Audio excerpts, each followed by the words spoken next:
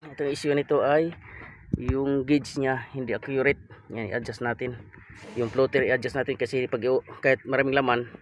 Hanggang saan ba to? Paano mo na, Dol? Hanggang saan bang gauge nito? Paano mo nalaman na sira yung floater? Yan sa 1. Nag-blinker? Oo, nag-blink. Pero maraming laman. Oo. Nagbi-blink daw siya pero maraming laman. Titingnan natin. Yan, ito yung floater niya. Yan o. Yan, ito yung floater niya. Adjust natin to. Yan, tanggalin lang natin tong sakit.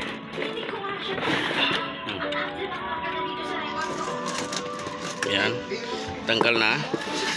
Tapos i-deform lang natin to. Itong lock na yan, i-deform lang yan. Yan, iangat ko lang yun.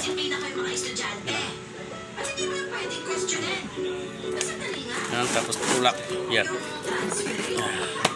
Yan o.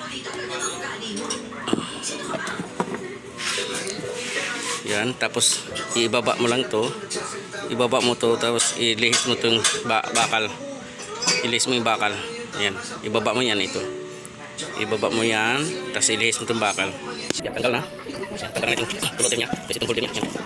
I-adjust natin ito. Iangat lang natin ito. Pag-adjust niya, iangat ko lang. Yan, iangat ko lang. Sabay-sabay. Yan, angat natin. Hindi siya pantay-pantay. Kaya pantay natin. Yan. Yan, ibalik natin. Balikan natin. Adjust natin. Nakaangat na. Yan. Angat na natin siya. Yan. Yan, na-install pa natin. Yan. Yan, titingnan natin kung accurate na. Yan, titingnan natin kung accurate na. Yan, nasalpak na natin. Yan, adjust natin taas. Yan, titingnan natin yan. Yan, pupultang siya. Titingnan natin. Yan, pultang siya. Ito magana. Yan. Yan, pultang. Yan, adjust natin dito. Adjust natin. Yan. Yan, pultang. Ibaba natin. Tingnan natin mag-empty. Yan, nasa empty na siya. Nasa empty siya. Yan. Accurate na siya mga idol. Yan, empty yan. Yan. Yan, actually accurate na siya. Yun. Link, ngayon ilagay natin sa latik. Apat na bar. Ipultang ulit natin. Yan. Tingnan natin na.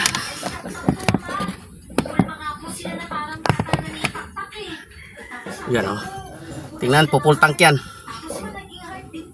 Yun, pupultank. Yan. Oh, pupultank. Ilagay natin, idol.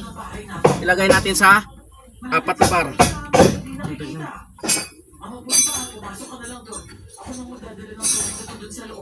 Apat na bar. Ilagay natin sa apat na bar. Yun. Pababa natin. Yun. Oh, 3 bar. Accurate si mga idol. Tapos ilagay natin sa empty. Yan. Yan. O, blink. Ilagay natin sa apat na bar. Tingnan natin kung tataas. Apat na bar. 3. 4. Itaas natin 5. Oh. Oh, pataas. Balik natin sa apat na bar. Di ba po sabi mo kapag umaalala mo yung aso, ibig sabihin po may nakikita siya? Oo anak, pero wag mo lang pansinin yan. Gawin mo na lang yung assignment mo ha. Patatawagin na lang kita mamaya kapag nakaluto na ako ng hapunan. O sige po mama. Empty. Bumalik na lang ako sa study table ko at inatupad ang homework ko. Lagay natin sa apat na bar. Talagang sa panahon na yun kasi nasanay na akong nakakarinig ng mga ganong tunog. Apat na bar. Kahit alam kong panganib ang dala ng alulong ng aso na yun. Ayun. Tapos kinabukasan naman, pagpunta na ako sa eskwelahan habang naglalakad ako sa kalsada. Full tank. Nakita kong may mga tao nagkukumpulan sa lugar ng bayan. Dahan-dahan ako ng lakad doon habang nagtataka sa kung ano ang meron. Yan, full tank. Ilagay natin sa empty.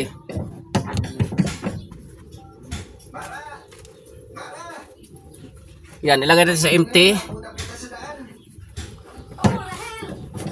Yun. Akala ko, doon pa sa kabila hanggang papunta sa bahay niyo. Oo, pero dumiretso na ako dito para sunduin ka. Yan. Empty. Bakit naman? Ayaw mo ba? Parang may kasama ka. Yan. Ikasabagay. Okay na.